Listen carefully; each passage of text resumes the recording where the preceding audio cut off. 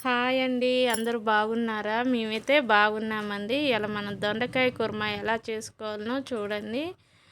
మనం పావు కిలో దొండకాయలు తీసుకున్నాము. నూనెలో వేయించాలి. అవి మంచిగా వేయించుకోవాలి. మూత పెట్టుకోవాలి. తొందరగా మగ్గుతాయి.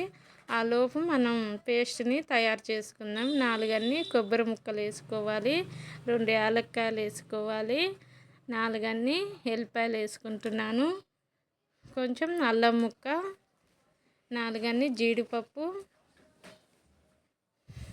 1 లవంగ మొగ్గ వేసుకున్నాను. టమాటా 1 వేసుకున్నాను, పెద్దది సైజ్ అంతా. పేస్ట్ని తయారు చేసుకోవాలి. మెత్తగా పేస్ట్ తయారైంది మనకి. ఆ లోపు మనం దొండకాయ ముక్కలు కూడా వేగాయండి. ఒక ప్లేట్లోకి తీసుకోవాలి. ఇలా చేసుకుంటే దొండకాయ కుర్మ అయితే బాగుంటుంది.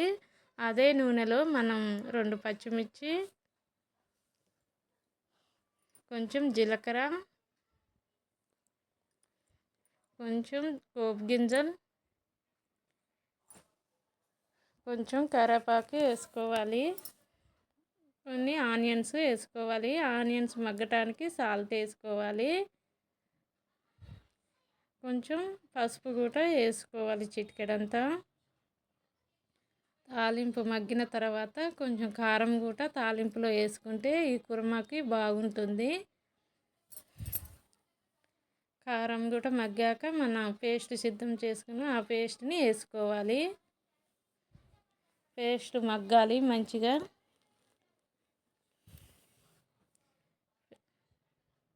ఇలా చేసుకుంటే బాగుంటుంది. ఆయిల్ పైకి తేలిన తర్వాత మనం వేయించుకున్న దొండకాయ ముక్కలు వేసుకోవాలి. ఇలా చేసుకుంటే బాగుంటుంది. అలాగే కొంచెం ధనియాల పొడి కూడా వేసుకోవాలి.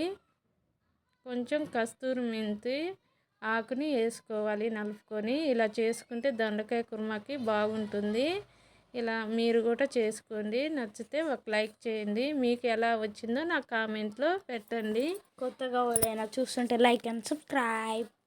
ఇలా చేసుకుంటే మాత్రం బాగుంటుంది దొండకాయ కుర్మా. మీకు ఎలా వచ్చిందో కామెంట్లో పెట్టండి.